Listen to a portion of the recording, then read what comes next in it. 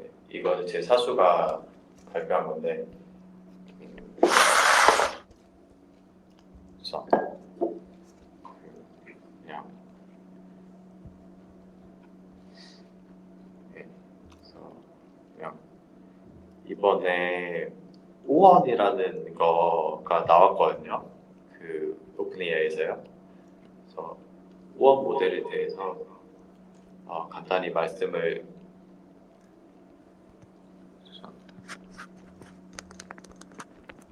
오원 모델에 대해서 간단히 말씀을 드릴 수 있도록 하겠습니다. 그러니까,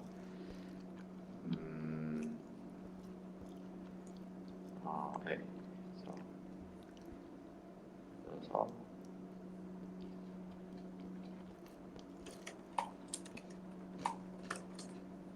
아까 이제 그 다른 분들이랑 이제 얘기 나눴던 뭐 초인공지능 관련해서 약간 많은 사람들이 이제 오원이 이제 그런 캐퍼빌리티에 더 다가가는 그런 모델이 될 것이다라고 얘기를 하거든요. 왜 그런지 이제 뭐 얘기를 잠시 나눠볼게요. 그러니까 예를 들어서 제가 예를 들어서 그냥 바로 칠게요.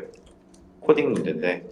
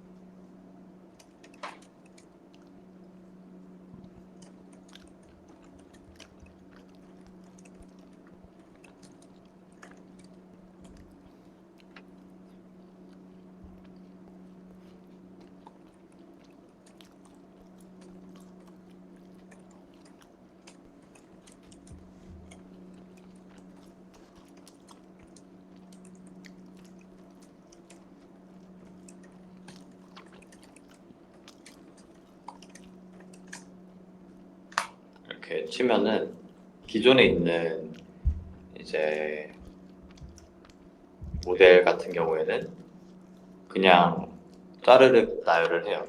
그러니까 이게 뭐냐면은 그냥 이제 수고 없이 나열을 한다는 거거든요.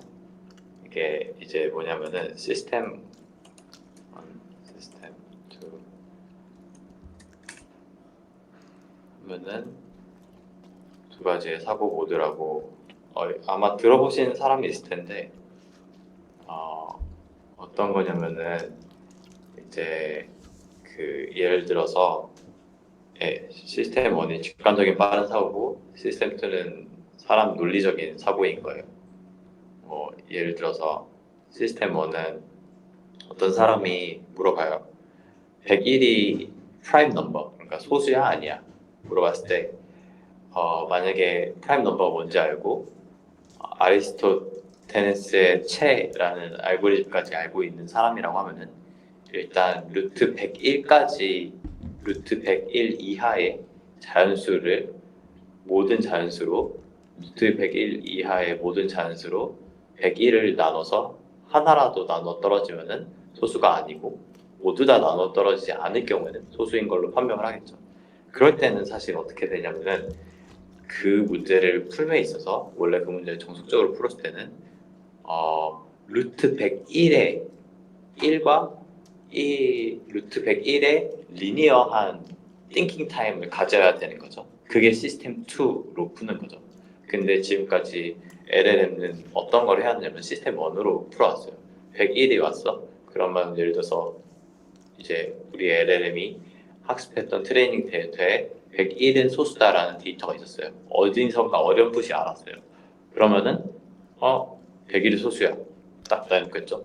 그리고 할루시네이션이 일어날 수도 있죠. 그래서 101은 소수가 맞나요? 어쨌든 잘 모르겠습니다. 근데 101은 만약에 소수인가? 예, 아마 소수인 것 같아요. 소수라고 한번 생각을 해볼게요. 101은 소수인데 소수가 아니야라고 잘못 이제 할루시네이션을 일어날 수도 있겠죠. 근데 그건 어떻게 하냐면은 그냥 나 소수일 것 같은데? 나 소수 아닐 것 같은데? 그렇게 해서 이제 답을 내뱉는 거예요. 왜냐면 LLM 자체는 이제 넥스트 토큰 프레딕션으로 학습되었고 그거는 뭐냐면은 지가 이제 그 전까지의 문맥을 생각했을 때 다음 단어로 제일 올 확률이 높은 알파벳 혹은 단어를 내뱉도록 되게 그렇게 단순히 훈련이 되었기 때문이죠. 그래서 그냥 시스템 1은 그냥 감이에요. 감, 직관이고 시스템 2는 그러면은 이제 101이 소수인지 알려면은 루트 101까지의 자연수로 다 나누거나 아니면 조금 더 빠르게 하려면은 아리스토텔레스의 체라는 이제 알고리즘을 쓰면 되겠다라고 하면 되겠죠. 그래서 이제 O1이라는 모델을 발표하면서 이제 그 이제 이렇게 뭐 이런 이제 그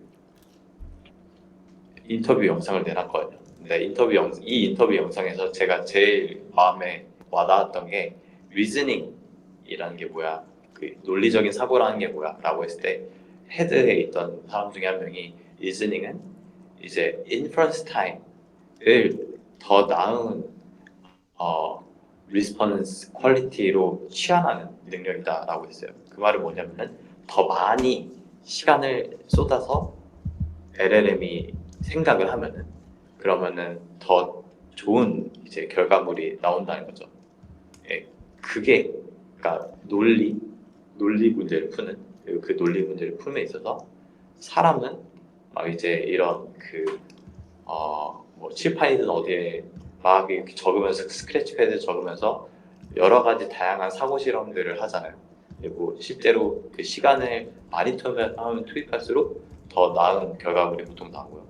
그 똑같은 짓을 이제 LLM이 하도록 익스플리시트하게 메소드를 정해서 그런 식으로 학습을 하게 한 게 O1이에요. 그래서 O1을 한번 이제 이 ChatGPT 4.5는 물론 잘하긴 하는데 그래도 시스템 1이에요. 시스템 1이고 그냥 되게 러프한 비유여서 틀릴 수도 있지만 그냥 러프하게 말씀드리자면 얘는 그냥 시스템 1이라고 생각하시면 돼요. 그냥 나와요. 근데 이제 똑같은 질문을 모델을 바꿔봐서 얘기를 한번 해볼게요. 똑같은 질문을 얘한테 물어보면은 얘는 뭐 생각이란 걸 뭐 한다고 이렇게 나오잖아요. 이제 생각을 합니다.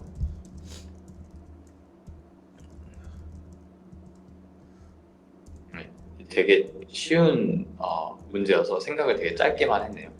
원래는 이제 이걸 했을 때 지가 생각했을 때 어떤 매트릭이 있는지 내부적으로 아무도 모르고 이 오픈AI밖에 모르지만 내부적으로 매트릭이 예를 들어서 이 오원 모델이 조금 자기가 이제 생각한 거에 대해서 의심이 든다 그러면은 리팅킹 프로세스라는 게 있어요.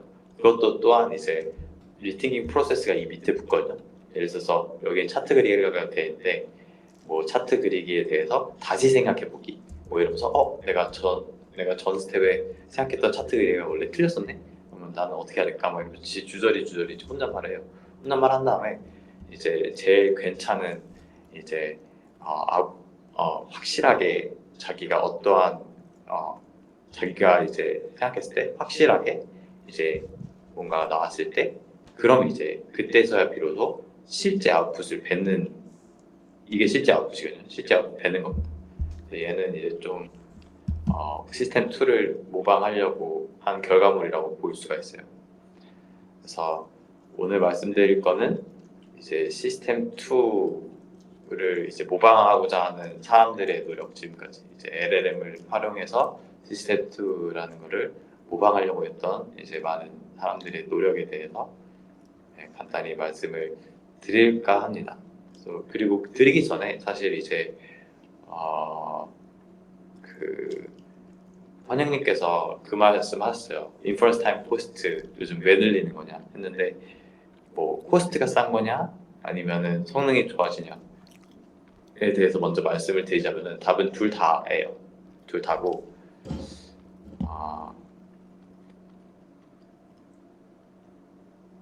둘 다인 거를 말씀을 드릴게요. 지금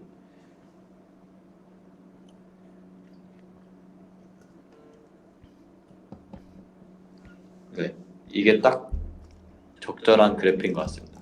이게 뭐냐면은 매스라고 하는 이제 그 수학 문제 푸는 벤치마크가 있어요. 벤치마크가 있고 바로 치고 여기 오라클 버리파이어는 수학 문제이기 때문에 답이 딱딱딱 나와줄 수 있어서 어떤 LLM이 답을 내놨으면 걔가 답인지 아닌지 되게 클리어하게 0 혹은 1로 판단할 수 있는 태스크예요. 그랬을 때 이제 어떤 걸 했냐면은 같은 이제 문제에 대해서 예를 들면 이제 100일이 소수야 아니냐 뭐 그런 게 있겠죠. 그런 문제에 대해서 조금 더 훨씬 더 복잡한 문제, 수능 수학이나 아니면 이제 조금 뭐 어렵게는 올림피아드 문제도 있다고 알고 있는데, 어쨌든 되게 그런 복잡한 문제에 대해서 LLM한테 한번 풀게 시켜요. 한 번만 풀게 시키는 게 아니고 근데 100번, 10,000번 풀게 시켜요.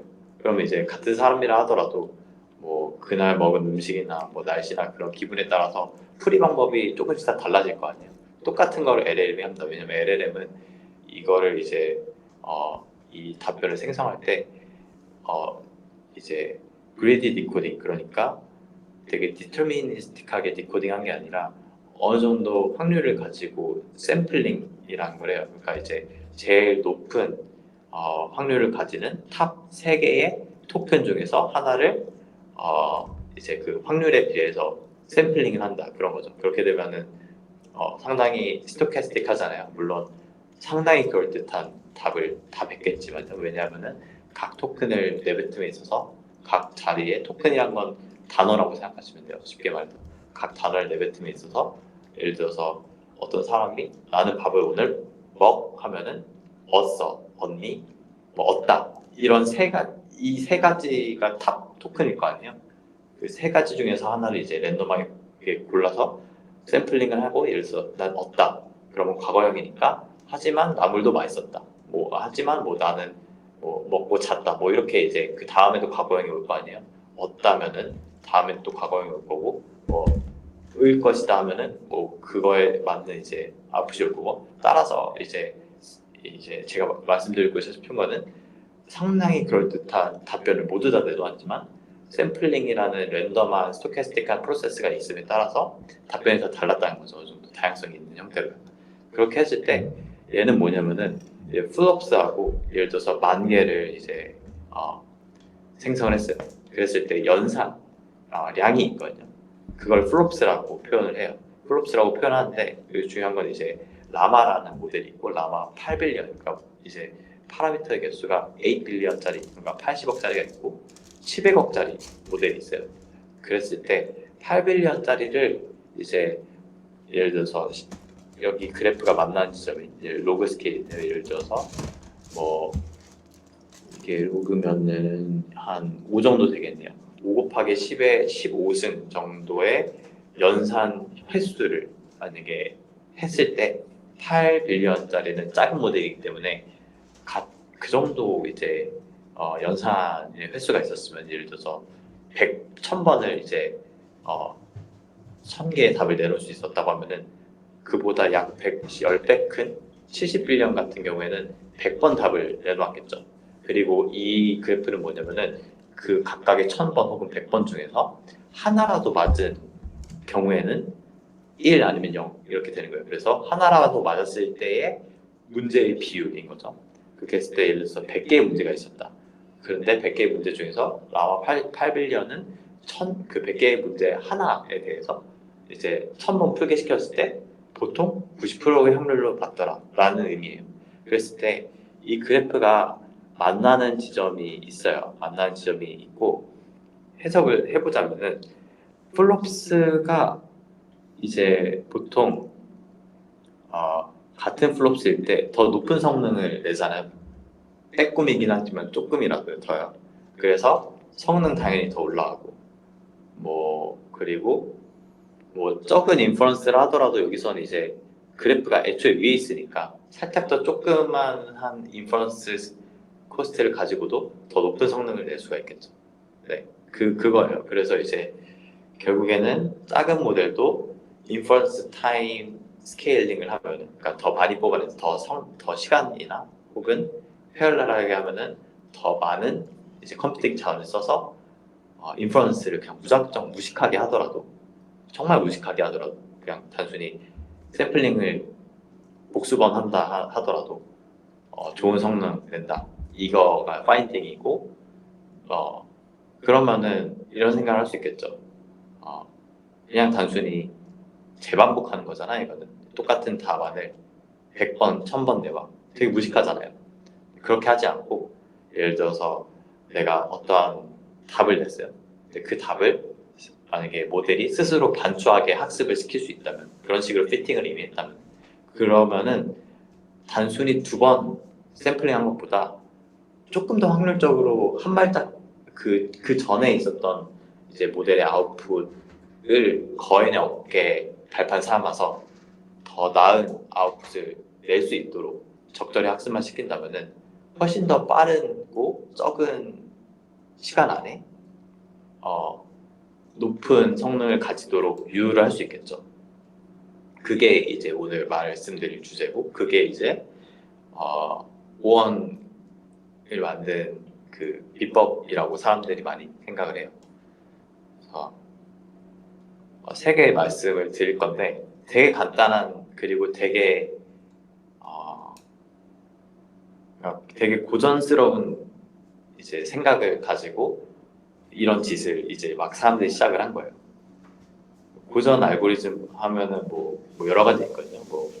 전 컴퓨터 배우셨으면 아시겠지만 이렇게 길찾기 알고리즘 있잖아요. 다엑스트라, 플로이드, 그런 거 조금 더 이제 발전시키면은 이제 A 스타, BFS, DFS, 그 조금 발전 아니고 좀 약간 친척 관계에 있는 그런 이제 알고리즘들인데, 그런 거에 LLM을 한번 접목시켜 볼까? 혹은 LLM 제너레이션 할 때 그런 이제 길찾기 알고리즘, 그런 이제 트리서치 알고리즘을 한번 적용을 해볼까? 라는 생각을 사람들이 막 하기 시작했어요.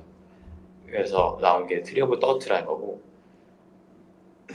이제 이 3가지 그냥 간단히 말씀을 드리자면은, 사람들이 이제 그런 생각을 한 거예요. 이제 어떤 문제를 풀에 있어서, 어떤 문제를 풀 때 보통 사람들은 이제 어떤 한 문제가 있더라도 그 문제가 어느 정도 복잡성을 지니고 있으면은 여러 단계로 쪼개서 생각을 하게 되잖아요. 똑같은 거를 이제 기계한테 시켜보자, LLM한테 시켜보자. 그리고 원래는 답만 맞았으면 1 아니면 0 해서 되게 스파르스하게 훈련시켰다면은, 이제는 풀이 과정까지 보고 이 풀이 과정은 너 풀이 과정 3분의 1까지는 맞았네? 근데 3분의 2 정도 스텝의 풀이 과정에서 너 틀렸어. 그러면 더 덴스한 슈퍼비전을 줄 수 있으니까 더 빠른 시간 안에 더 샘플 이피션트하게 더 적은 데이터만 가지고도 학습을 잘 할 수 있겠구나. 대충 이렇게 생각이 가능하잖아요. 그런 게 이제 1번이고요. 프로세스 리와드 모델이라고 해서, 이거 뭐냐면 수학 문제 풀 때 단계별로 이제 되게 사람들 엄청 많이 써가지고 엄청 비싼 데이터셋 만든 거예요. 어떤 데이터셋이냐면 이제 각 단계마다 답이 있는, 이 풀이 과정 틀렸어, 이 풀이 과정 안 맞았어, 이런 거를 이제 진짜 몇 개 이제 데이터셋을 이제 몇 천 개 정도 이제 오픈AI에서 돈 많이 들여서 만든 거죠. 이렇게 해서 이제 프로세스 리와드 모델이라고, 이제 리와드 모델인데 프로세스도 이제 평가할 수 있는 리와드 모델 써서 성능을 끌어올렸다.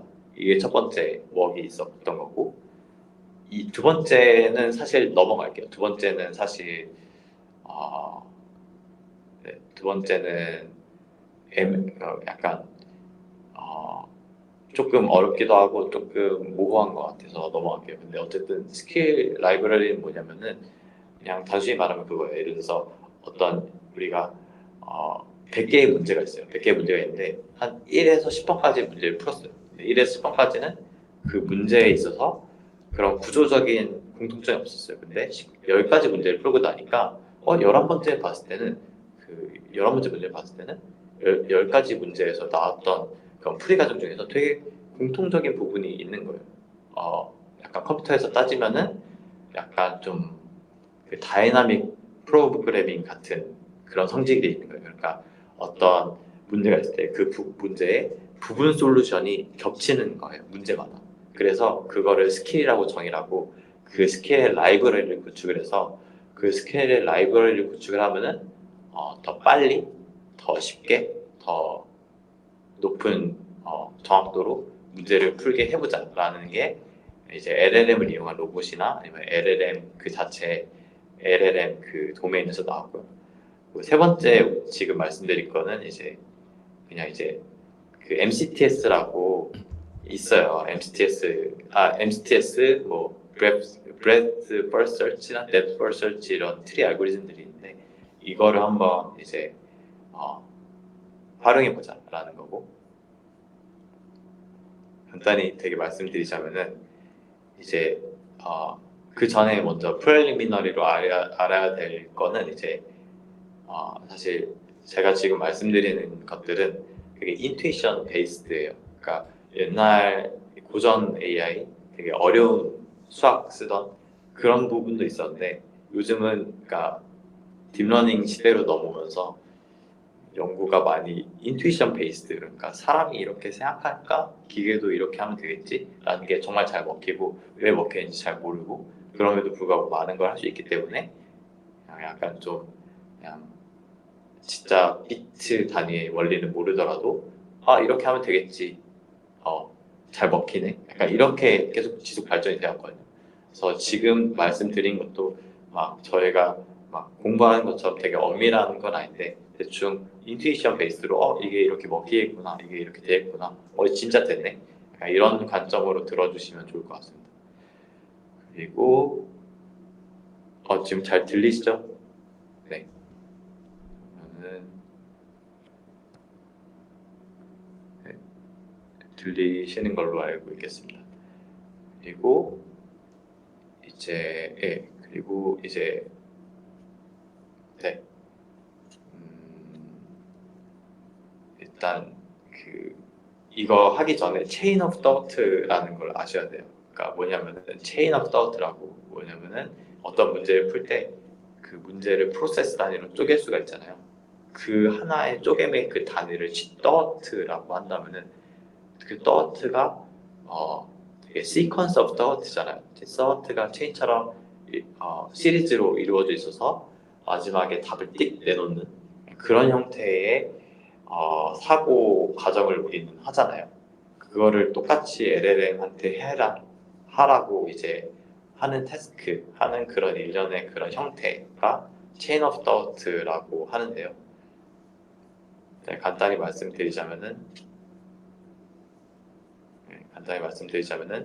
트리서치 알고리즘을 이용해서 만약에 어떤 문제가 세 단계를 거치고 지금 막 네 번째 단계에 아웃풋을 내놓는 그런 형태의 문제가 있다고 하면은 이제 첫 번째 단계에서 예를 들어서 디코딩을 한 3개 정도 해요.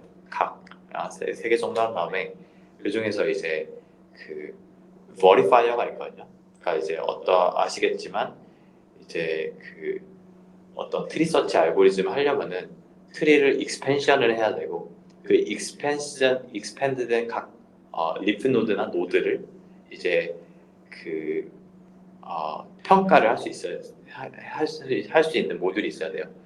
평가를 해야 돼요. 그래서 이제 두 가지로 이루어지는 거죠. 하나는 익스펜션 그리고 평가 혹은 뭐 딜리션 그 필요 없는 노드의 딜리션 뭐 이렇게 있을 수 있는데 어쨌든 이제 세 가지의 첫 번째 단계 떠트를 내는 거죠. 3분의 1 정도의 이제 진척을 내는 거예요. 그 중에서 3분의 1 진척을 낸 다음에 버리파이어가 이제 계산하는 거죠. 약간 그 너는 3분의 1밖에 안 왔지만 넌 싹수가 안 됐어. 너는 이렇게 풀면은 어차피 다 못 풀 것 같아. 넌 지우겠어. 라고 하는 게 이제 빨간색 노드고, 너는 싹수가 잘 모르겠는데 한번 그래도 계속 해봐 하는 게 연두색이고, 너는 싹수가 엄청 괜찮아. 그래서 더 많이 이제 제너레이션 해봐 하는 게 진한 초록색이에요. 그런 식으로 가는 건데, 그런 식으로 가서 이제 우리가 그런 식으로 한 다음에 우리가 흔히 알고 있는 BFS나 DFS를 나이브하게 적용한 게 트리 오브 토트라는 알고리즘이에요. 이거를 해서 MCTS 같은 걸 한 것도 요즘 논문에 있고, 그게 바로 이제 이게 이 틀이 보면은 딱 이제 떠오르는 게 사실은 이제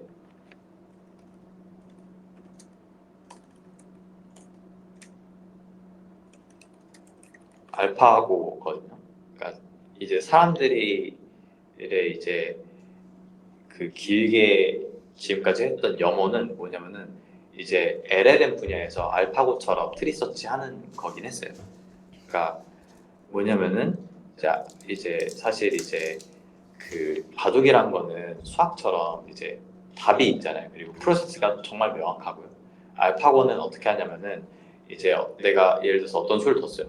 그 어떤 수를 뒀을 때 그 수를 뒀을 때의 확률을 계산해요. 그 수를 뒀을 때의 이길 확률.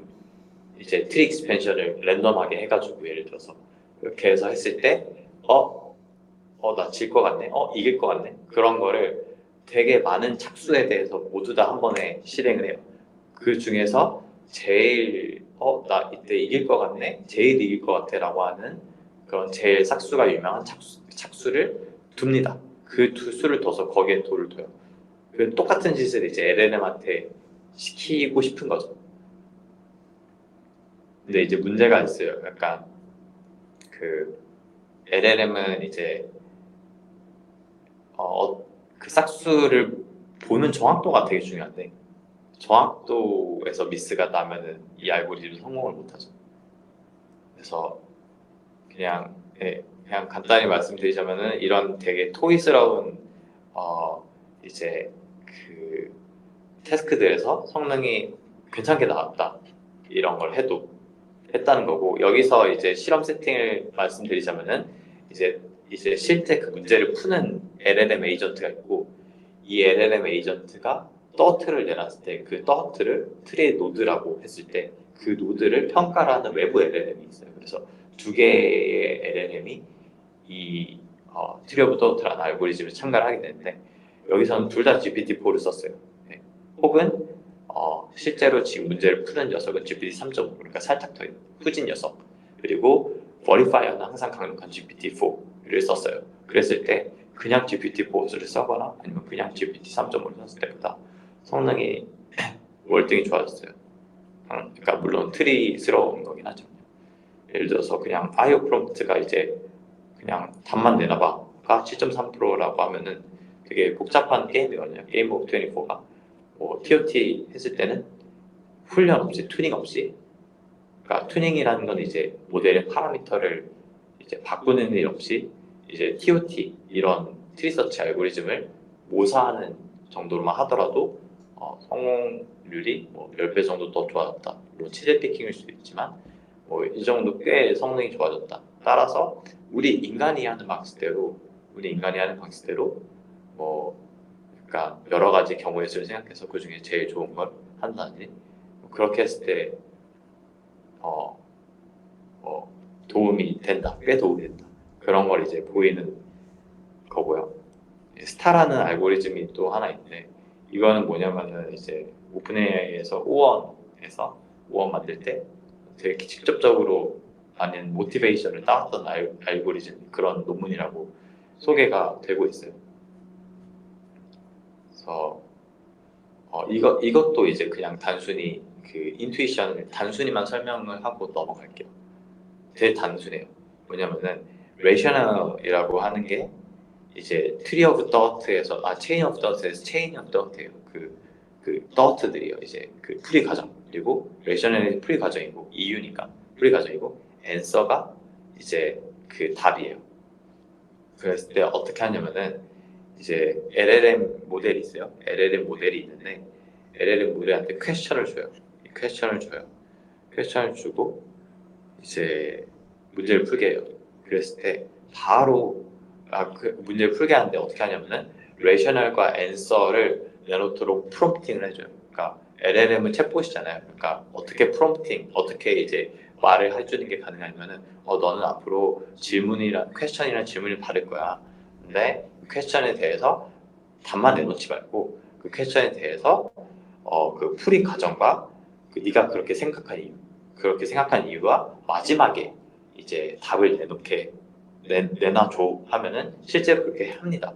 이렇게 했을 때 레이셔널이랑 앤서를 따로따로 분리할 수 있다고 했을 때 레이셔널을 내놓고 앤서를 내놨어. 근데 앤서가 맞았으면은 그러면은 앞으로 이 모델 학습을 하거든요. 이 스타라는 거는 실제로 그러니까 모델의 파라미터를 튜닝한 알고리즘이에요. 그래서 이거를 학습할 학습 데이터로 레이셔널과 앤서 그리고 해당하는 퀘스천을 트리플렛을 이제 그 데이터셋에 넣어놔요. 만약에 앤서가 틀렸을 경우에는 밑에 화살표로 가게 되는데 힌트를 줘요. 힌트를 주는 건 뭐냐면은 이제 답은 실제로 이건데 답이 이건데 너 틀렸잖아. 그러면 그 답이 되도록 할 수 있는 레이셔널을 네가 만들어봐라고 해요. 그러니까 어떻게 보면 답이 이미 있잖아.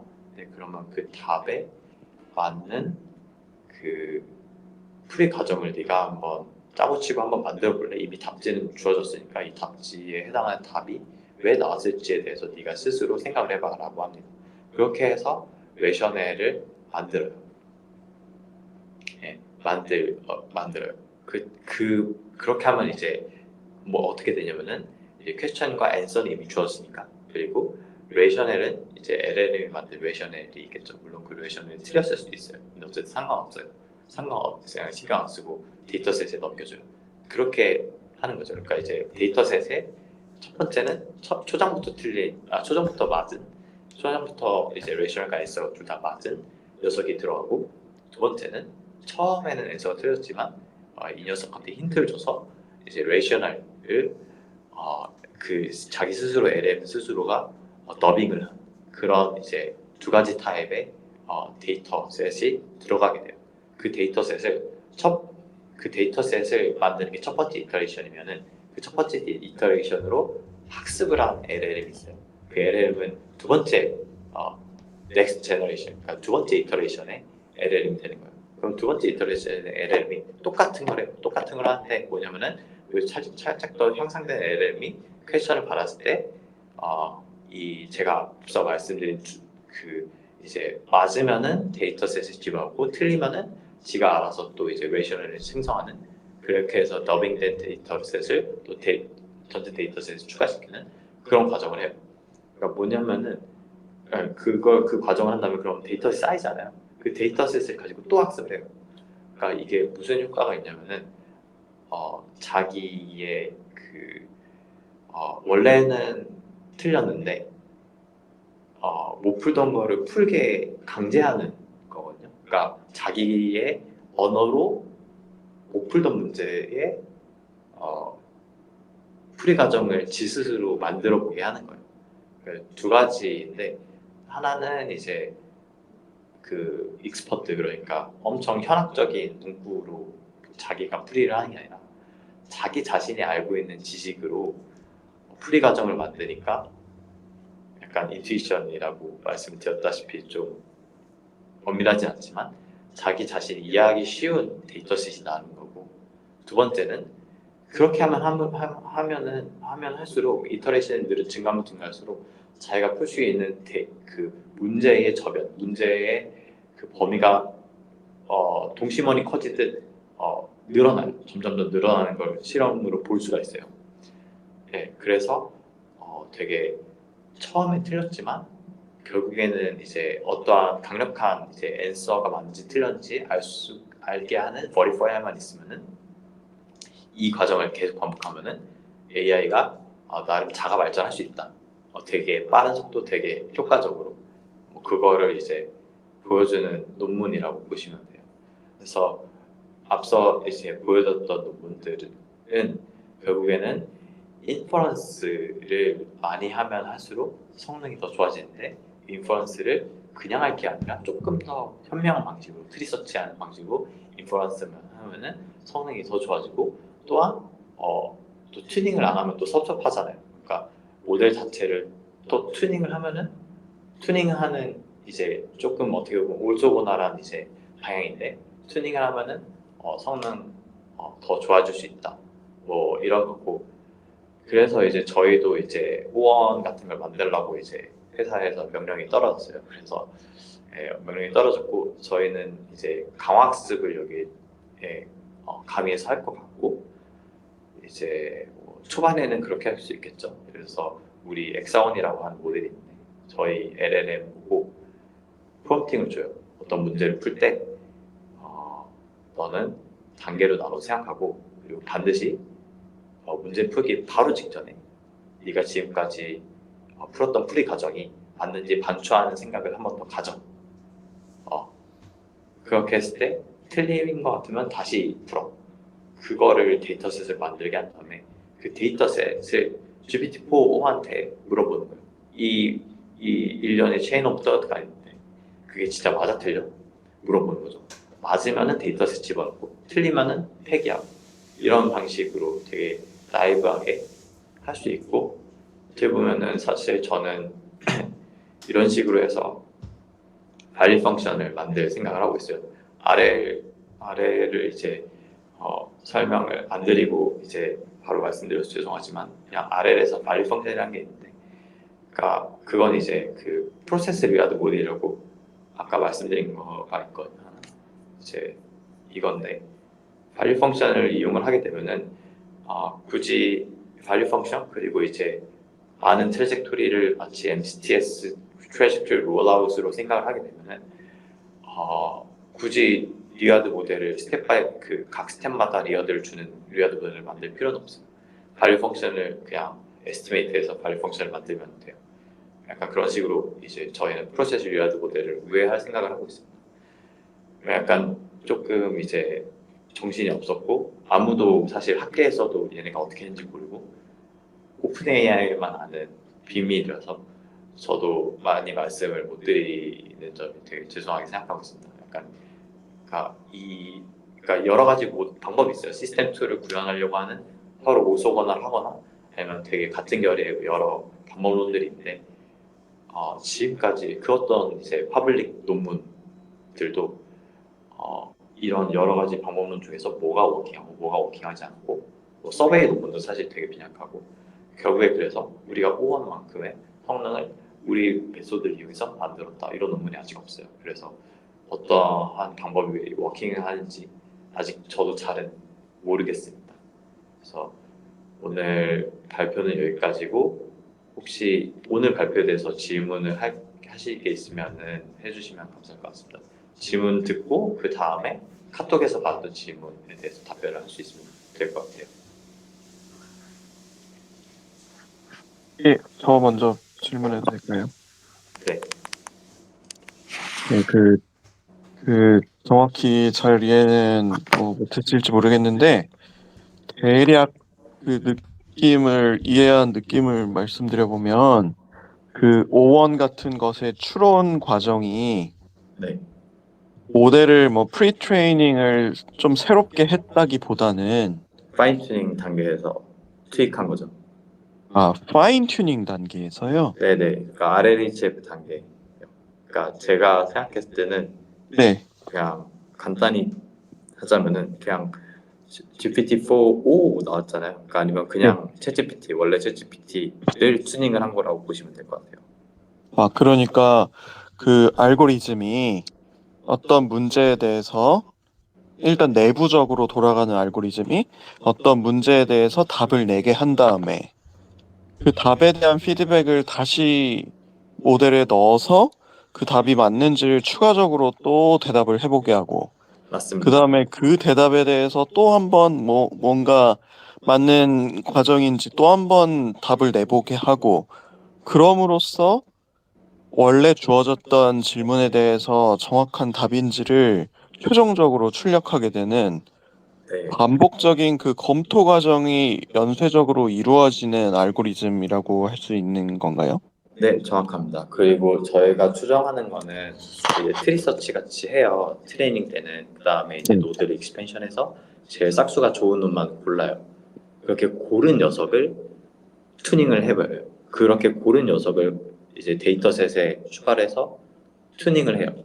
그 다음에 실제 그러니까 저희한테 서비스하는 거는 이제 그 서비스할 때는 트리서치를 하기에는 너무 비용이 많이 드니까 아무래도 그냥 원샷으로 그냥 바로 주는 것 같거든요. 제가 봤을 때는. 근데 이제 원샷으로 주는 그 녀석은 어떻게 학습이 됐냐면은 여러 개 패러렐하게 디코딩된 녀석들 중에서 제일 좋은 녀석들만 뽑아서 학습된 녀석인 거죠. 어, 그러면은 이제 또 궁금해진 게 제가 말한 그 반복적인 모델을 돌려서 내부적으로 답을 정제해내는 그 과정이 파인 튜닝의 과정인가요? 네. 저는 그 파인 튜닝이 그냥 모델을 처음 만들 때처럼 학습 데이터를 막 그냥 토크나이즈 하고 뭐 백프로파게이션 하고 뭐 그냥 파라미터를 어떻게 결정하는 과정이라고 알고 있었는데 파인 튜닝이 이런 약간 뭐라지? 이렇게 손으로 튜닝하는 과정처럼 이루어지는 거였나요? 애초에? 아니요, 아니요. 그러니까 이제 원래 RLHF 챗GPT가 나오기 전까지는 주영님께서 말씀하신 게 맞았어요. 근데 이제 지금은 네. 어떻게 하냐면은, 그러니까 이 챗GPT 시스템은 어떻게 하냐면은 이제 RLHF 단계까지 파인 튜닝이라고 저희는 얘기를 하거든요. 결국에는 네. 이제 프랙트앤 파인 튜닝 두 개로 나눈다고 하면은 네. 파인 튜닝은 이제 슈퍼바드 파인 튜닝 그리고 RLHF 그 두 스텝을 통합해서 그 두 개를 파인 튜닝이라고 저희는 불러요. 그리고 그 아, 파인 튜닝은 원래 고전 NLP 딥러닝에서 이제 특정 태스크를 위해서 그냥 오토 리그레시브를 하게 하는 게 아니라 RL을 차용을 해서 끝에 RL 학습을 하는 거를 파인 튜닝이라고 챗GPT 만드는 사람들은 얘기를 해요. 예, 아래를 써가지고. 네, 그런데, RL 쓰거나 RL에서 모티브를 따온 알고리즘을 씁니다. 네, 그러면은 또 하나 또 궁금했던 게, 아래를 한다는 게 사람이 이렇게 개입해가지고 뭔가 답을 정해주는 과정이잖아요. 아니요, 그렇지 않아요. 아, 그렇지 않나요? RL은 이제 그 반대죠, 오히려. 이제 슈퍼바이즈 파인 튜닝이 아니라 예. 이제 류하드가 이제 맞았는지 틀렸는지만 알려주는 거지 음, 그 과정을 알려주진 않아요.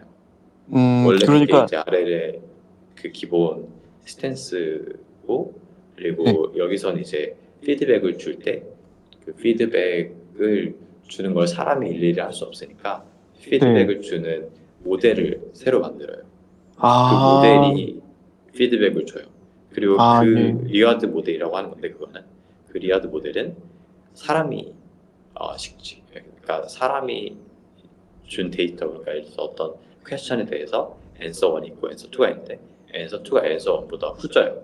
그러면은 answer 1을 더 answer 1을 고르게끔 어떻게 보면은 리니어 클래시파이어 약간 좀 클래시파이어 느낌으로 이제 스칼라 베이스긴 한데 그러니까 리그레션이긴 한데 결국에는 약간 어느 정도 좀 그러니까 둘 중에 하나 중에 어느 게 더 좋아 그런 식으로 되게 단순하게 학습을 이제 해요. 그 리아드 모델은.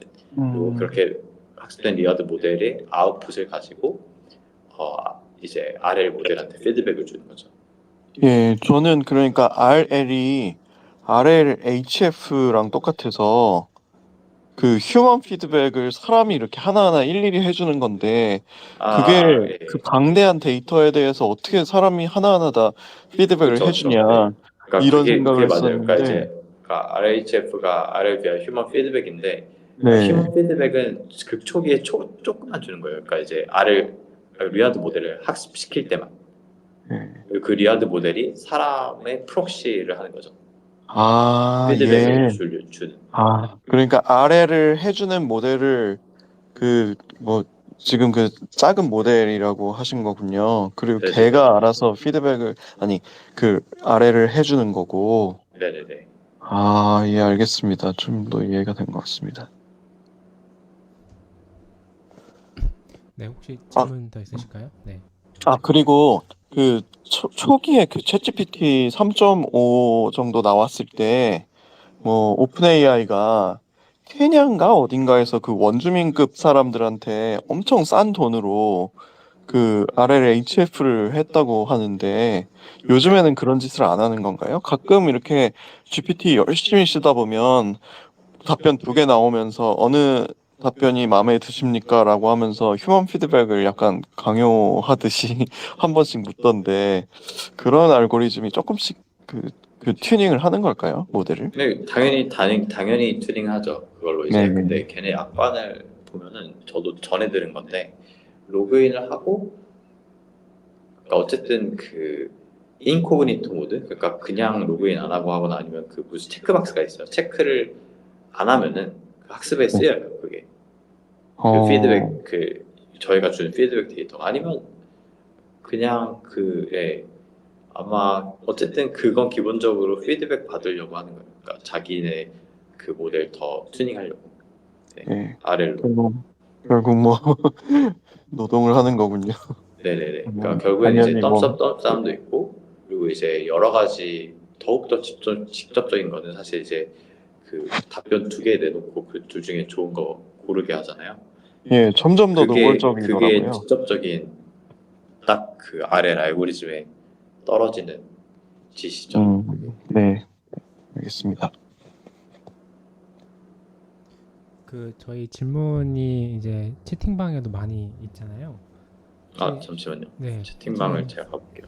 네, 그 QCSG 방에도 있고 그리고 여기 G 방에도 있습니다. 제가 카톡을 안 봐서 카톡을 좀 볼게요. 준영님 질문도 또 있고요. 찬양님 질문도 있고 제 질문은 아 네. 아까 좀 일부 일단 답변드렸는데 네.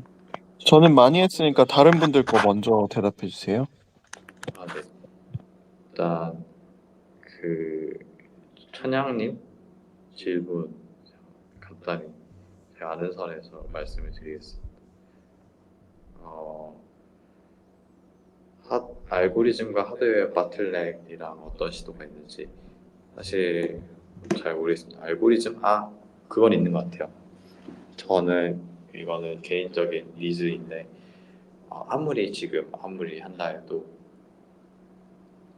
AI가 자기가 학습할 데이터를 능동적으로 찾아서 학습하진 않아요.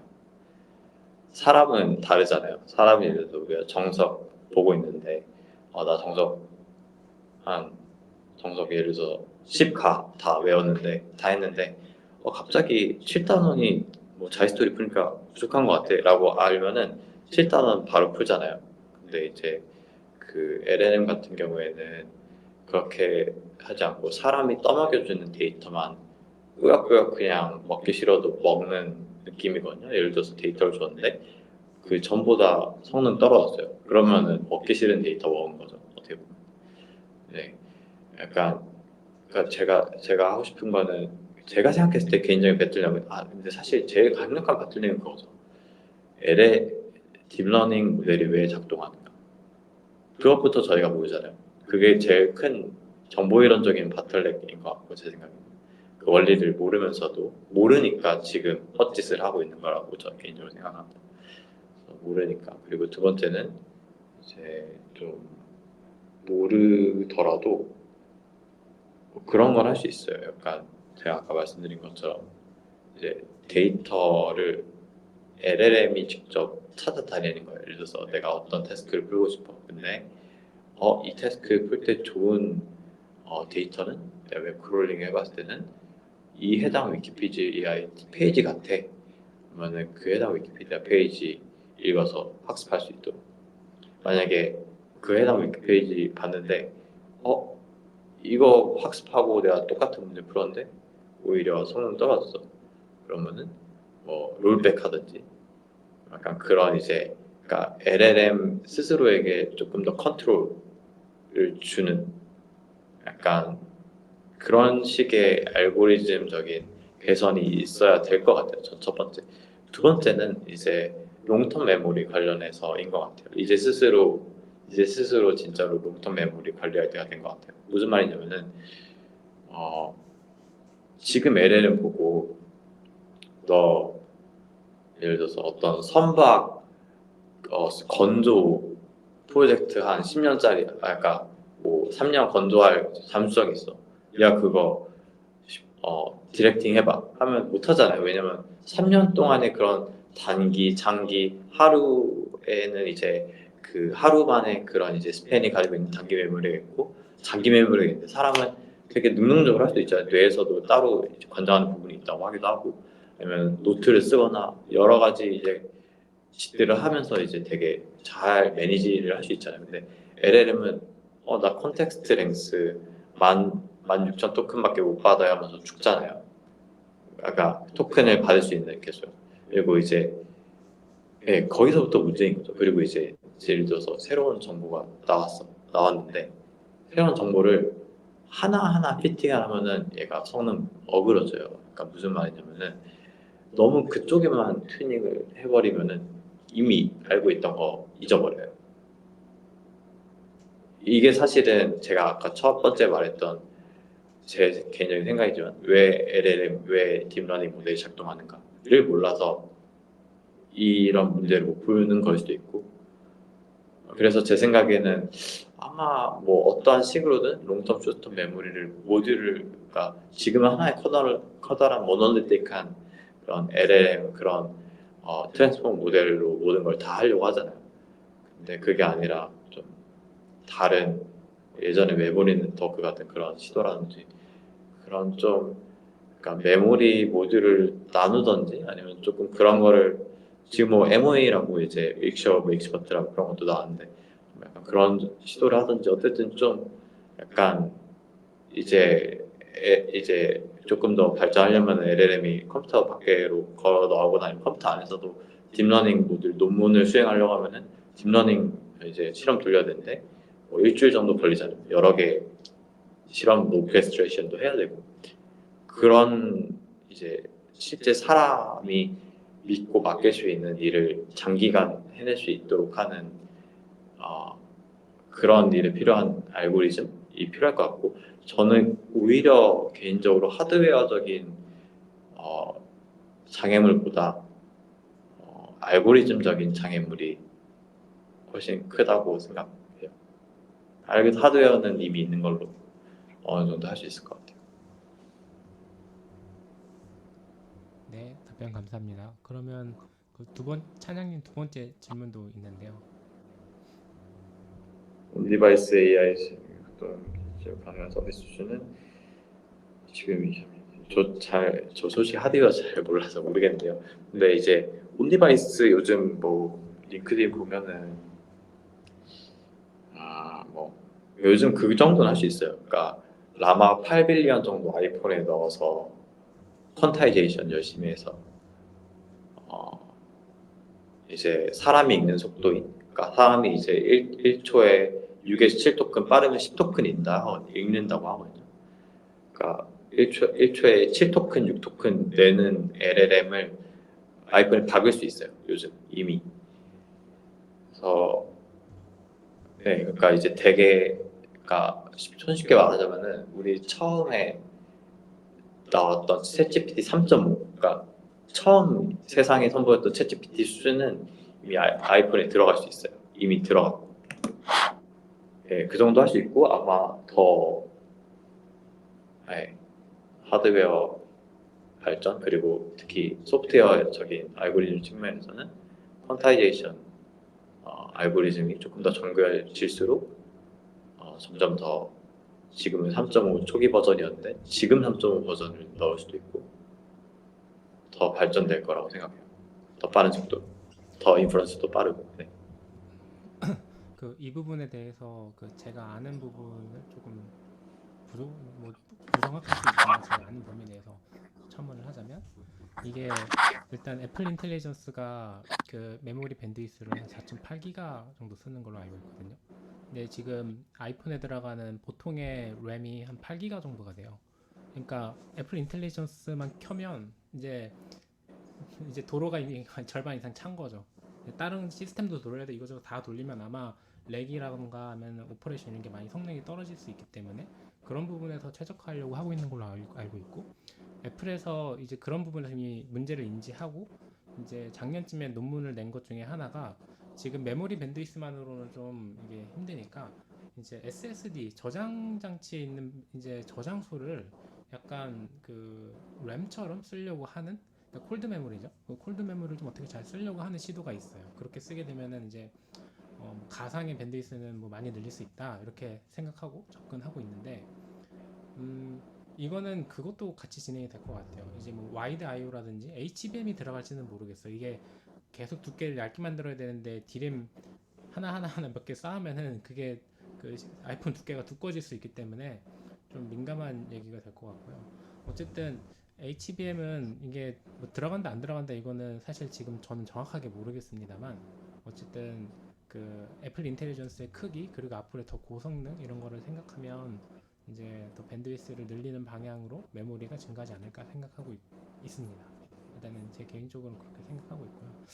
그 좀 개인적으로 그냥 혼자 이렇게 그 아이폰 기기를 언제 바꿔야 되나, 아이패드 기기를 언제 바꿔야 되나 보면은 내년에 딱 바뀔 때가 됐더라고요. 그래서 아마 애플 인텔리전스 성능도 그렇고 메모리 바꿀 주기도 그렇고 이제 업데이트를 하지 않을까 내년쯤에 싶고요. 그리고 근데 그거 저는 그게 좀 궁금해요. 이게 보면은 구글 그 CTO셨나요? 그분이 인터뷰한 내용이 있었는데 그 지능은 공기처럼 가벼워질 거다 이런 얘기를 하셨었나요? 그랬던 것 같은데 뭐 2년 만에 100분의 1 이렇게 줄었다 이런 얘기를 봤던 것 같아요.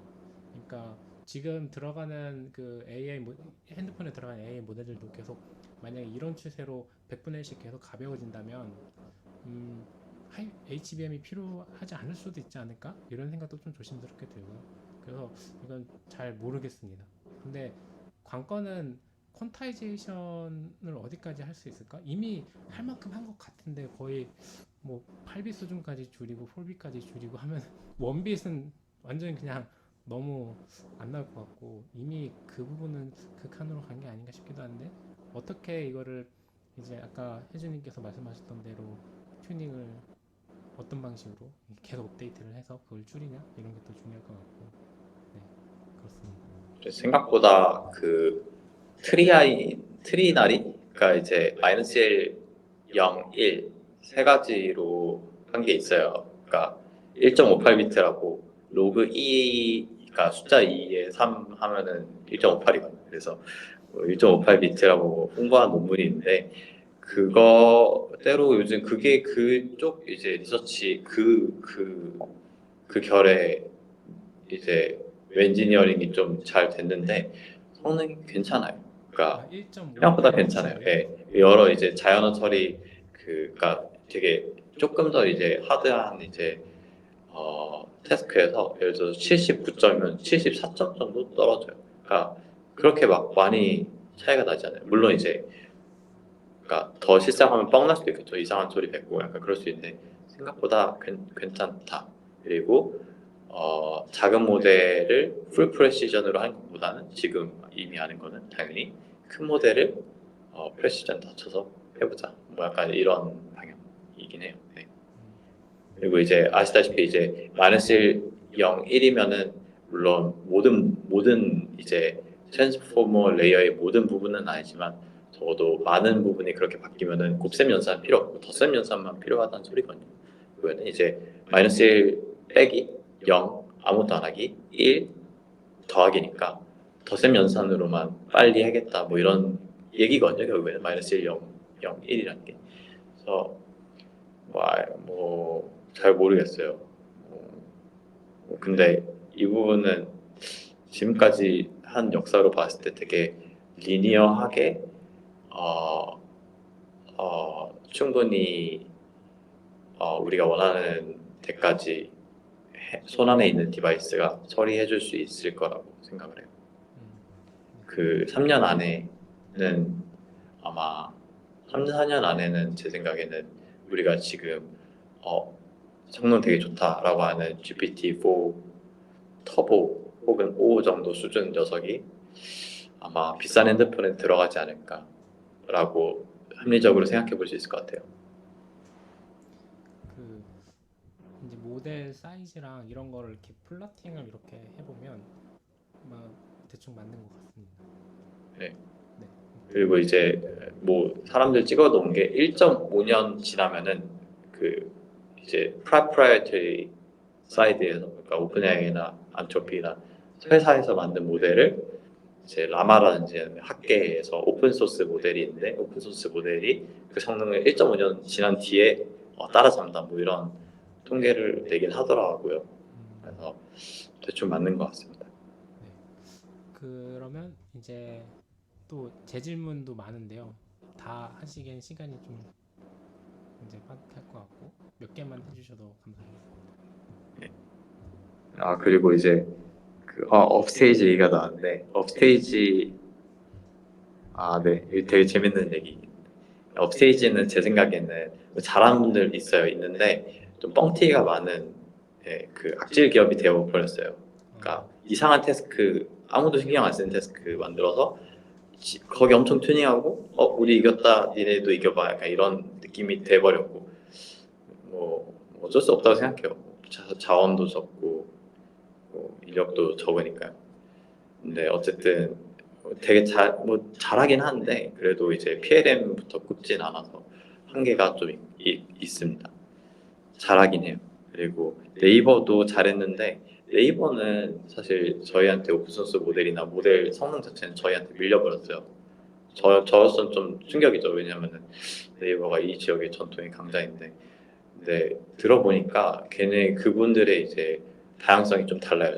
저희는 LG 그룹에서 피 빨아먹고 사는 존재라 우리의 프레젠스 알려야 된다. 우리가 잘하는 거 알려야 된다 해서 어떻게든 이제 LLM 뭐 벤치마크 성능 끌어내라라 이게 명령이 떨어져서 한 거고 걔네들은 그런 게 아니라 우리 처음부터 상용으로 갈 거다. 그래서 뭐 라이선스 이슈 없는 데이터 실제 네이버 유저들이 좋아할 만한 거 그런 쪽으로 튜닝을 했다고 알고 있거든요. 그리고 약간 좀 걔네가 착오를 한 거는 초반에 RH 을 너무 빨리 접해서 그런지 PLM 단을 안 구웠어요. 몇 년 전 PLM을 했다고 알고 있어요. 그래서 그 베이스 성능이 후져요. 최근에 PLM 저희 때문에 구웠다고 저 들었거든요. 그러니까 그 기술적인 그 판단을 제 생각에는 그 많은 사람 생각에 잘못한 거죠. RHF만 해도 성능 잘 나온다라고 처음에 생각을 했나 봐요. 초반이니까 저희는 기술이 무르익었을 때 대충 앞선 빅테크 주자들이 길다 깔아놨을 때 편하게 입성했거든요. 적은 자원으로 편하게 빠르게 한 거죠. 걔네들은 고생 다 겪을 거고. 그래서 이제 걔네들은 다시 방향을 수정하고 있고요. 그분들은 이제 그래서 방향이 달라요. 그러니까 뭐 클로바 노트 자기네들 이제 사내 이제 걔네도 아사나 뭐 그런 이제 시스템 있잖아요. 그 태스크 관리 시스템 그런 거.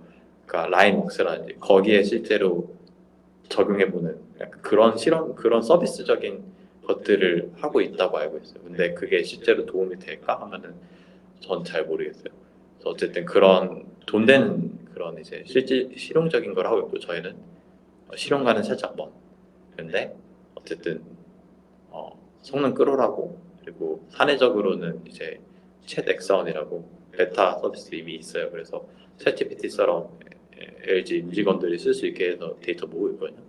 그러니까 그냥 되게 상식적인 수준을 밟고 있어요. 저희도.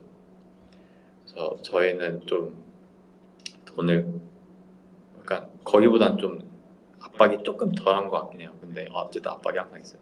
돈 못 버는 조직이니까. 그래서 어쨌든 저희는 글로벌 프레젠스를 확보하기 위해서 어떻게든 성능 하려고 하는 거였고 걔네는 방향성을 좀 빠르게 잡아서 살짝 지금 성능상에서는 조금 이제 주춤했고 근데 원래 엄청 잘하시던 분들이 그게 다 모여 있으니까 그래서 언제든지 훨씬 더 잘할 거라고 생각합니다.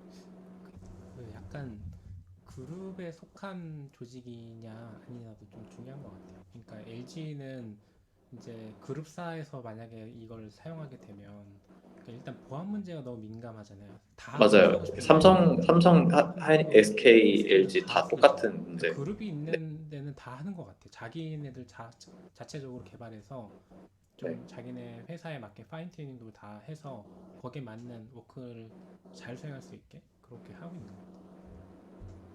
그 업스테이지 얘기 들어보면 아까 말씀하신 것처럼 그 얘네가 이제 돈을 계속 펀딩을 받아야 되기 때문에 이상한 이제 홍보를 하는 것 같기도 하고 또 업체제가 보면은 그 런웨이가 최근에 펀딩을 받았는데도 2, 3년이 낙관적이라고 하더라고요. 2, 3년 내에 추가 펀딩을 1조 이상 목값부터 받던가 상장을 하던가 뭘 해야 되는데 그게 약간 그게 이제 회사가 이제 그렇게 홍보에 대해서 이제 약간 상도덕이 없는 걸로 가지 않나 싶고 이제 또 하나는 이제 모르겠어요. 이제 네이버는 그 약간 그 전문 경영이다 보니까 너무 빨리 상업화를 해야 되고 되게 다양한 서비스들이 많은데 보여줘야 하기 때문에 좀 더 그렇게 한 게 아닌가라는 생각이 들고 또 되게 LG가 갑작스럽게 최소연 대표가 하자고 해서 이게 뭐야 해서 시작한 걸로 알고 있어요. 그쵸. 근데 홍보 막 하다가 보니까 한 6개월 뒤에 이제 런칭해야 되는데 성능은 안 나오고 써보니까 별로던데 이거 런칭해야 되나 뭐 이랬던 것 같고 카카오도 똑같은 수순을 밟다가 폐지했어요. 그쵸. 거기는 아예 개발팀이 이제 거의 해체된 거랑 마찬가지가 된 거죠. 네. 그다음에 SGS도 얘기 들어보면은 성능이 안 나오는 것 같더라고요. 그래서 외부에 행사하는데 막상 가서 보면은 약간 이걸 지금 이 돈 들여서 행사를 홍보하는 약간 이런 거 같고 그런 것 같습니다. 저희밖에 아직 성공 못했어요. 그래서 저 이거 하고 나니까 막그 링크드인에서 연락 오더라고. 어쨌든 그 약간 그 그래서 뭘 말씀드리고 있지? 그 아마 다들 그래도 어느 정도 성공할 거예요. 되게 정해져 있어요 공식은. 그리고 그리고 하나 웃긴 거는 이제 그 삼성에서 여러 계열사 중에 하나가 이제 우리 서비스 할 거다라고 POC를 만들었는데 POC로 이제 한국어 제일 잘하는 모델 해야 되니까 엑사원을 쓴 거예요. 그래서 삼성이 되게 그것 때문에 말이 엄청 많았다 하더라고. 말이 되냐 이게. 그래서 다시 만든다 이런 얘기가 있더라고요. 뭐 여담으로 되게 바쁜데 뭐 여담 하나만 하면은 제가 그 얘기 들어보니까 삼성은 뭐 한 달 전인가 두 달 전에 전 계열사 사장 다 모여가지고 뭐 같이 뭐 AI 학습 데이 하고 SGS가 가가지고 뭐 모델 가리키고 뭐 이랬다고 하는데 네 그런 거 하고 있는 것 같더라고요. 그리고 업스테이지 같은 경우에는 이제 기존에 이제 창업 때부터 있었던 이제 그 마케팅 조직이 있는데 그걸로 한계를 느끼고 새로 이제 한국에 있는 그 외국 IT 기업 홍보팀 마케팅 팀 인력들을 좀 뽑아서 해보려고 하는 것 같은데 약간 뭐 기술 영업 쪽에서 약간 좀 해보려고 하는 것 같다 뭐 이 정도인가. 저는 개인적으로 되게 원래 똑똑한 분이었고 되게 그래도 어그로가를 잘 끈 게 퍼플렉시티 아닐까 싶어요. 되게 적은 자원으로 많이들 다 따라하고 있거든요. 요즘 u.com, 코모.ai 뭐냐 그리고 거기 괜찮은 것 같은데 그 라이너 이런 분들이 또 따라하고 있고 한국에서 라이너가 퍼플렉스 완전 따라했어요. 그래서 약간 그런 되게 약간 니즈 있고 창의적인 그런 거를 프로덕트가 있는 그건 뭐 퍼플렉시티조차도 살아남을지는 잘 모르겠지만 그런 거 해야 되지 않을까. 근데 그런 거를 하는 거는 사실 너무 어려우니까 이미 있는 회사기도 하고 그래서 잘 모르겠습니다. 감사합니다. 네, 감사합니다. 그러면 그 제 질문은 3번부터 좀 해주실 수 있을까요? 네. 할루시네이션과 프로버빌리스틱 어프로치 관련 얘기. 그거 제가 보고 오늘 진짜 10분 정도 봤거든요. 근데 저도 이해를 못했는데 대충 알 것 같아요. 근데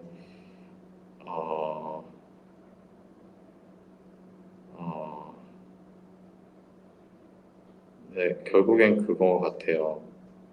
보면은 이게 막 엄청 뭐 그런 어려운 수학 쓴 거 절대 아니고 그냥 한 건데 그러니까 뭐냐면은 LLM한테 끝까지 물어본다거든요. 그러니까 예를 들어서 스테이트먼트 A, B, C로 이제 어떻게 보면 얽혀 있는 하나의 문장이 있다고 하면은 걔를 LLM 보고 디컴포즈 해봐. 그리고 디컴포즈 했을 때 각 스테이트먼트가 맞는지 얘한테 계속 물어보는 거예요. 그랬을 때 마지막에 이제 probability 토큰을 뱉거나 어느 정도 뭐 약간 액티베이션이나 그런 걸 잘 관찰해서 확률 스칼라 값을 하나 얻어내는 거죠.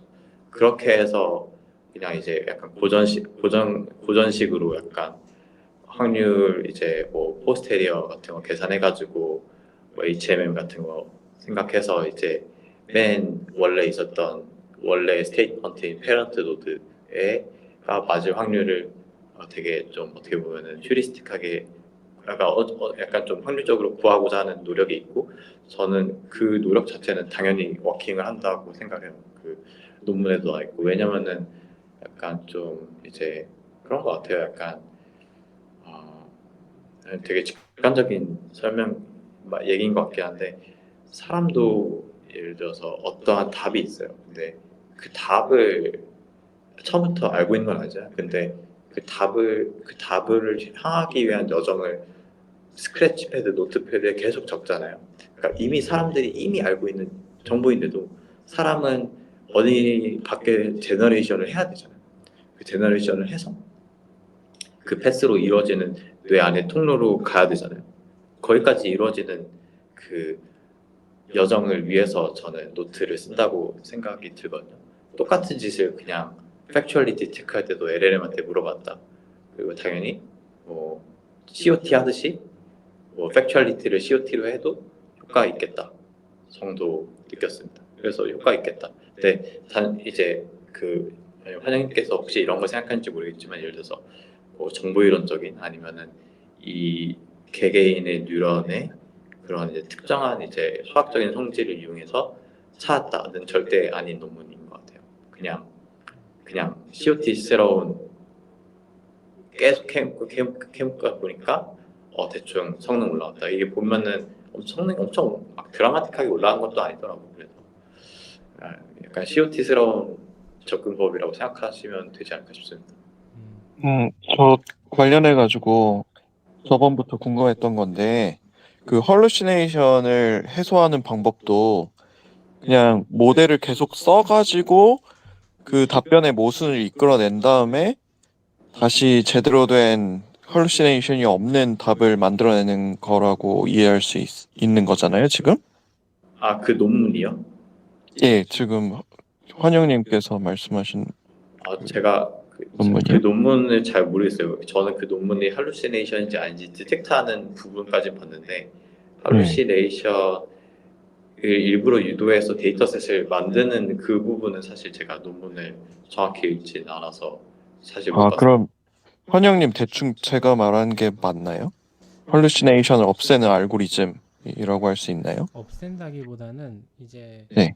그 이 피드백 루프가 있어가지고, 그러니까 예를 들어서 A라고 하는 문장이 이렇게 있을 때 그 문장 안에는 다양한 그 네, 문장을 이제 사실들이 있을 테고. 똑같지만 사실들이 이렇게 구성돼 있잖아요. 지금 보여주고 계신데요. 그것들에 대해서 이제 이거를 기존에 찾는 방식이 아니라 제가 이게 사실 좀 저도 이 논문을 정확하게 이해하지 못해서 제가 하는 말이 틀릴 것 같아서 좀 조심스러운데 얘는 이제 네. 어쨌든 할루시네이션 디텍션 벤치마크를 타겟팅하긴 했어요. 그러니까 할루시네이션을 없애는 것도 이걸 하면 하겠죠. 그리고 이제 할 수도 있는데 없앤다는 거는 이제 그렇게 된 이제 그 할루시네이션인지 찾는 그런 이제 그 일련의 과정들을 어떻게 좀 LLM한테 학습할 때 잘 태우면 될 거라는 말씀이에요. 근데 어쨌든 이 논문에서 그냥 되게 앱스트랙트만 봤을 때는 그냥 할루시네이션 디텍트한지 아닌지만 체크한 것 같긴 해요. 그러면 이 논문의 내용이 그 이렇게 막 반복적으로 질문을 넣는 내용인 것 같고, 맞아요. 일반적으로 생각하시는 그 헐루시네이션을 없앤다는 알고리즘은 뭘까요? 그냥 데이터를 잘 먹이는 걸까요? 네, 그게 첫 번째인 것 같아요. 예를 들어서 네. 그러니까 SFT 한다고 하면은 이제 예를 들어서 그런 거 있잖아요. 그러니까 나는 이 수학의 이 개념을 몰라요. 이 LLM이 배운 적이 없어요. 근데 답은 너 이렇게 이 개념에 따라서 이렇게 풀면 맞아라는 답을 피팅을 받았어요. 그러면은 그 LLM 입장에서는 어떻게 비유적으로 생각을 하냐면은 나는 이 정리를 모르는데 이걸 나보고 시키네? 그러면은 나는 앞으로 비슷한 질문이 들어오는데 내가 모르는 거 있으면은 대충 이거를 벤치마크 삼아서 그럴듯하게 얘기해야겠다라고 피팅이 되거든요. 그래서 네. 저희가 이제 제일 쉽게 어렵지만 약간 확실한 거는 LLM 스스로가 알고 있는 지식 중에서 데이터셋을 만들어서 학습을 시키자이고, 어떻게 보면 그래서 자기 스스로 만든 트래젝토리인 이제 온라인 아래를 하면은 좀 할루시네이션이 줄어들지 않을까 이런 생각을 하긴 합니다. 어, 그 자가학습에 대해서도 모델끼리 대화하는 그 자가학습에 대해서도 궁금한 게 또 있는데, 아니 뭐 질문이 너무 많으니까 일단 맨 뒤로 미루도록 하겠습니다. 네, 알겠습니다. 음, 일단 제가 그 약간 집 가봐야 돼서 11시 한 40분까지만 해도 될까요? 네, 알겠습니다. 뭐 질문 몇 개만 더 받으면 될 것 같은데요. 일단은 저 궁금한 게 다 하긴 좀 어려울 것 같고 두 개만 하고 싶은데요. 네네. 그 확률 연산이 그 LLM의 트레이닝이나 인퍼런스에 메인이라고 하긴 어려운데 들어올까요? 그러니까 예를 들면은 아까 샘플링을 뭐 하는 거라든지 아니면은 보면은 그 TOT를 할 때도 그 트리가 확률적으로 연결이 되어 있는 걸로 알고 있는데 그런 부분들을 확률적으로 뭔가 연산을 한다든지 이런 부분을 좀 말하고 그 이외에도 혹시나 그런 가능성이 있을까 이런 게 좀 궁금합니다.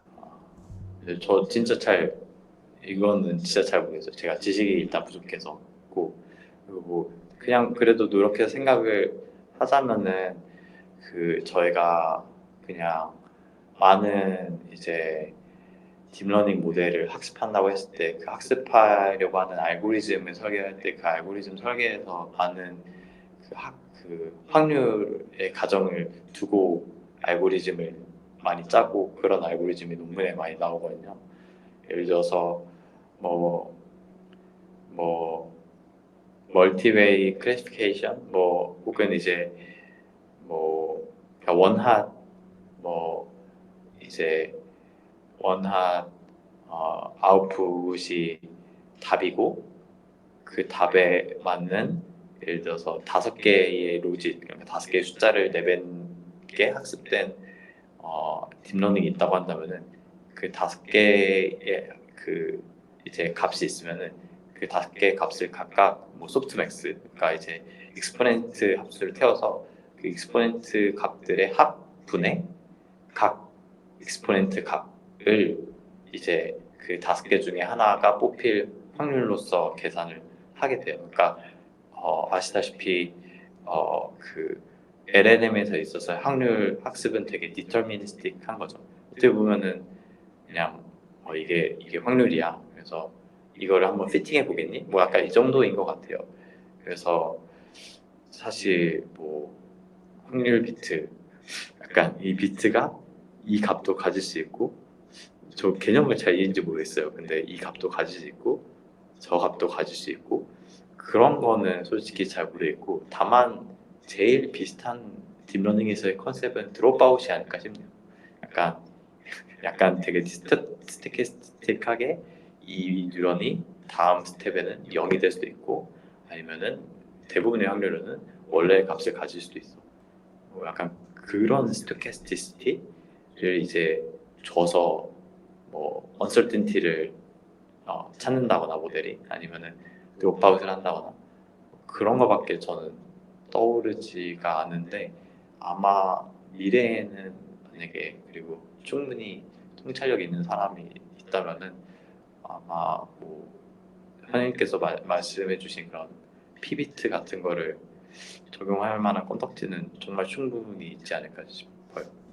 그 마지막 질문인데요. 그러니까 피비치 저는 결국에는 그 큐비츠로 연결하는 그 징검다리 역할이라고 저는 생각을 좀 하거든요. 물론 어플리케이션은 나중에 가면 달라질 거라고 생각은 하고 있는데 어쨌든 일부 그런 역할을 할 거라고 개인적으로 좀 조심스럽게 추측하고 있는데, 그러니까 그 큐비츠는 아까 이제 예를 들어서 이거 제 망상입니다. 제 망상이고 혼자만의 생각인데 큐비츠는 진짜 블로스피어 안에 여러 가지 포인트에다가 물론 그 포인트에 어떤 단어나 어떤 정보를 이제 입력하는 그 기준은 이제 또 완전 다른 얘기긴 하지만 일단은 그거를 뭐 적당하게 입력할 수 있다고 했을 때 이제 그런 프리트레인드 아니면은 트레이닝을 할 때 막 뭐 여러 포인트들을 다 가정하고 찾는 거잖아요. 그거를 한 번에 띄워서 여러 번 그냥 빵빵빵빵 때리면은 한 번에 많은 양을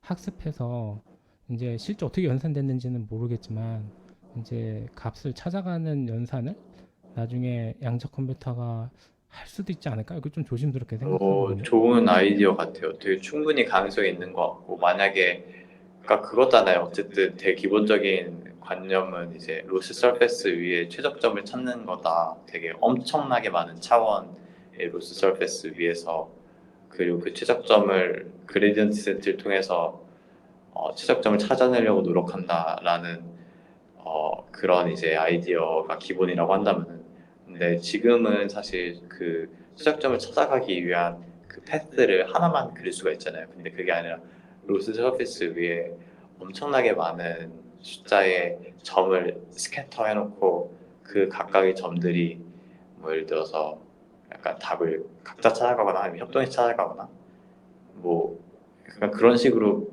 변할 수 있지 않을까? 왜냐면 확률 그 여러 가지 큐빗의 성질하면은 그런 말씀이신가요? 네, 맞아요. 맞아서 이게 시간은 좀 걸리겠지만 제 생각에는 그렇게 되려면 이제 하는 트레이닝 시키는 그 데이터 셋의 기본적인 어떤 그 최소 데이터 셋 사이즈를 이제 큐비치 효율적으로 받아들일 수 있을 때쯤이어야 될 것 같아요. 물론 퀀타이즈는 해서 억지로 집어넣을 수 있겠지만 그러면 뭔가 더 엇나갈 수도 있지 않을까, 데이터가 틀릴 수도 있지 않을까 생각은 하지만 예를 들면은 이제 뭐 이미지넷 같은 거 써가지고 하나의 이미지 트레이닝 하는데 몇 비치 있고 그거를 한 번에 넣어야 되는데 예를 들면은 이온 트랙 같은 경우는 큐비치 몇 개 안 늘어나질 않으니까 압축해서 엄청 압축해서 넣으면은 데이터 로스도 엄청 많아질 거잖아요. 그러니까 큐비스가 많이 어느 수준 이상으로 증가됐을 때 그런 것들을 의미 있게 우리가 좀 느낄 수 있는 수준으로 트레이닝을 해볼 수도 있지 않을까 양자소자로 그렇게 좀 혼자 생각해보고 있거든요. 네. 저 진짜 모르겠습니다. 근데 나중에 그 늦어도 10년 안에 누군가 하지 않을까요? 그때 한번 네. 전 진짜 모르겠습니다. 근데 충분히 맞는 말씀 같고 네. 그러니까 사실 아까 되게 이렇게 말했지만 딥러닝 그리고 양자 컴퓨팅 그리고 양자 머신러닝 공부해야 되는 시긴 한데 어쨌든 그 결합점이 진짜 많을 것 같은 분야인 것 같긴 합니다. 네. 네, 뭐 방금 말씀드린 건 제 개인적인 생각이기 때문에 이제 그래도 틀릴 수 있지만 답변을 너무 잘해줘서 감사합니다. 네, 저는 질문 이 정도면 된 것 같고요. 다른 분들도 질문 많으실 것 같은데요. 그 네. 준영님, 네. 저 적었던 네. 질문 중, 다른 분 질문 먼저 하시려나요? 혹시 다른 분들 중에 질문하실 분 있으실까요? 다른 분 먼저 하신 다음에 정말 궁금했던 거 하나만 싹 여쭈려고.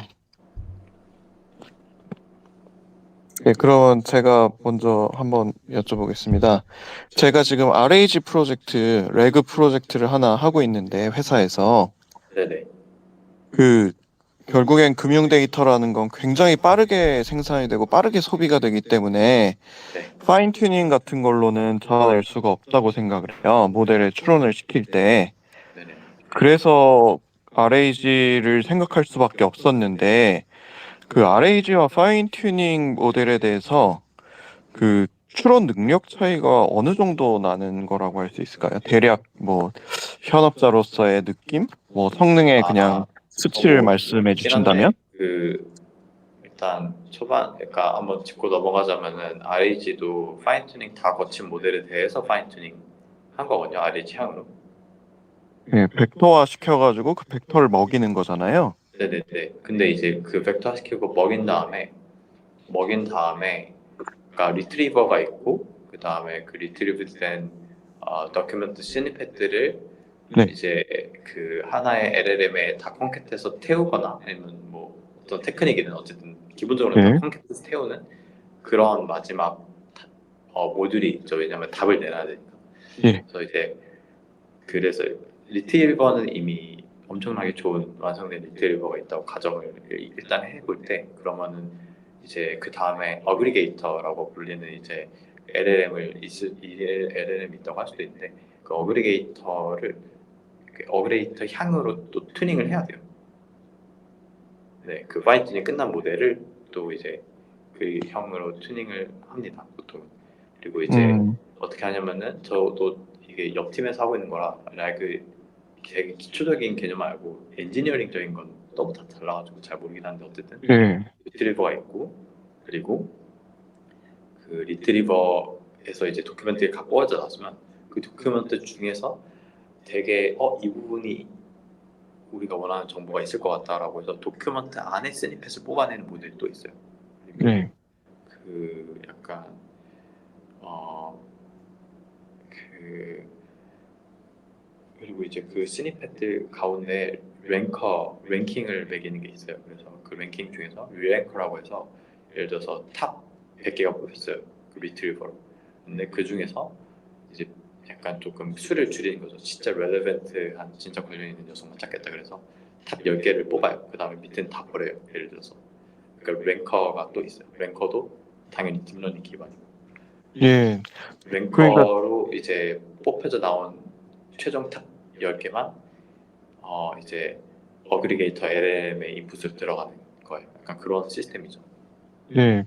그래서 레그 딱 해보면 진짜 데이터 엔지니어링의 영역이고 벡터화된 데이터를 막 따로 관리를 해서 그 벡터만 잘 인풋으로 다시 잘 넣어주면은 그 세부 정보 같은 것도 다 반영해서 대답을 해주는 것 같은데 그럼 결국 파인 튜닝을 제가 해보질 못해가지고 그 파인 튜닝과의 성능 비교가 어떤 건지 몰라가지고 파인 어느 게 튜닝과의 더 성능 비교가 예, 파인 튜닝과의 성능 비교가 어떤 말씀이세요? 그러니까 예를 들어 그 기업의 정보를 막 한 1테라 정도 아, 새로운 정보를 네네네. 넣었는데 그 1테라를 다 벡터 임베딩을 시켜가지고 렉으로만 뽑았을 때의 추론 답변 당연히 레그가 훨씬 vs 나고요. 네, 왜냐면은 그리고 파인 튜닝 했을 때 그 1테라 동일한 데이터 파인 튜닝 시켜가지고 추론시키는 답변 이 두 개의 성능 차이가 어떤지 일단 궁금하거든요. 뭐 제일 좋은 거는 제 생각에는 살짝 그 금융 데이터 살짝 맛보기 좀 볼 수 있게 조금만 파인 튜닝한 녀석을 어그리게이터로 두고 레그를 하는 게 제일 음, 좋겠죠. 일단 아, 근데 이제 그건 이제 되게 약간 좀 그냥 약간 처음에 딱 드는 생각이고요. 그건. 그리고 레그가 이길 수밖에 없어요. 왜냐면 파인 튜닝 한다고 해도 세세한 숫자 하나하나까지 기억할 수는 없잖아요. 그렇죠. 아, 세부 정보를 세부 오히려 정보 어그러죠. 정확하게 끄집어내는 네, 데에는 레그가 그러니까 난 거군요. 그, 그, 아, 그 신뢰할 수가 없어요. 신뢰할 수가 없어요. 그래서 네. 그러니까 물론 GPT-4는 너무 신뢰할 수 있지만 그 네. 정도로 튜닝을 하는 거는 정말 어렵습니다. 아, 애초에 모델에 들어가 있는 패러미터화된 데이터랑 파인 튜닝으로 얹어진 그런 패러미터는 좀 질적으로 다른 거군요. 네, 뭐라고요? 그러니까 애초에 모델을 처음 만들 때 네, 패러미터에 녹아져 있는 그 데이터의 정보랑 네네. 그 파인 튜닝으로 새로 얹은 그 데이터에 대한 정보 패러미터랑은 좀 질적 차이가 나는 아니요. 건가요? 그러니까 아니요. 그것보다는 그건 아닌가요? 프레트레인 때 했던 것도 그 정확히 뭐 기억하는 경우도 되게 많아요. 네, 네, 그러니까요. 그러니까 그 정확도의 측면에서 좀, 예를 들어서 뭐 안중근 언제 태어났어 이러면은 예, 대충 1915년 9월 15일인 것 같아 뭐 이러잖아요. 근데 잘 모르잖아요. 그러니까 물론 그거 되게 잘하는 녀석도 있어요. 예. GPT-4처럼. 근데 그건 되게 극소수예요. 그러니까 그럴듯한 말을 뽑아내는 거니까. 아, 그러니까 이제 실제로 그 스페시픽한 스니펫을 얘한테 주면은 거의 100%에 맞는 확률로 정확하게 뽑아낼 수 있지만, 자기의 파라메트릭 노리지로 뽑아내라는 문제예요. 그러니까 두 가지인데 external knowledge랑 parametric knowledge 두 가지가 네. 있어요. 아, parametric knowledge가 기본적으로 필요하긴 하죠. 어떤 태스크를 필요할 때. 그러니까 기본적으로 세상을 아하. 알아야 되잖아요. 근데 사람도 마찬가지잖아요. 안 죽은 건 언제 태어났어? 그거 뭐 1년 전에 공부해서 기억할 수 있지만 3년 뒤가 되면 모르잖아요. 그러니까 parametric knowledge를 신뢰를 막 할 수는 없죠. 파라메트릭 논리지라는 표현을 쓰시니까 좀 더 이해가 잘 됐습니다. 네네네. 감사합니다. 그리고 이제 금융 데이터는 제가 뭐 어떤 걸 알려는지 모르겠지만 어쨌든 많이 흩어진 되게 반복되는 그런 이제 학습 데이터에서 되게 많이 반복이 되는 그런 이제 많이 반복이 됐을 수도 있죠. 근데 어쨌든 그런 되게 범용적인 논리지라기보다 좀 스페시픽하잖아요. 그러니까 네. 되게 정확도에 조금 되게 사소한 표현 뭐 그런 거에 이제 되게 금융이니까 그리고 특히 더 되게 중요하니까 그런 부분에 대해서 더 민감하다고 하면은 그 정확도가 당연히 렉을 네. 쓰는 게 네. 기업에 있는 음. 효율적이기도 하고 그냥 오프 더 셀프 그냥 아무 LLM 같은 거 꼈다가 바로 쓸 수 있는 거고 당연히 레그 하는 게 그럼 좋겠죠. 자신 있게 렉을 써도 되겠네요. 네, 다행입니다. 레그가 답이죠. 네. 예. 그냥 뭐 그 기업 실적 보고서 같은 거 다 때려 넣는 거거든요. 기사랑 그런 거를. 약간 그렇게 하면은 성능 어그러질 수도 있어요. 그러니까 되게 오크레스트레이션 잘 해야 돼요. 예, 그래서 파서 만드는 게 진짜 파이프라인에서 제일 중요한 거였는데, 예, 알겠습니다. 네, 레그를 잘 하시는 게 좋지 않을까. 그리고 이제 어그리게이터나 그런 레그를 할 때 있어서 그런 이제 리트리버도 물론 이제 금융 데이터를 밭을 한 번쯤 보내면은 훨씬 더 좋겠죠.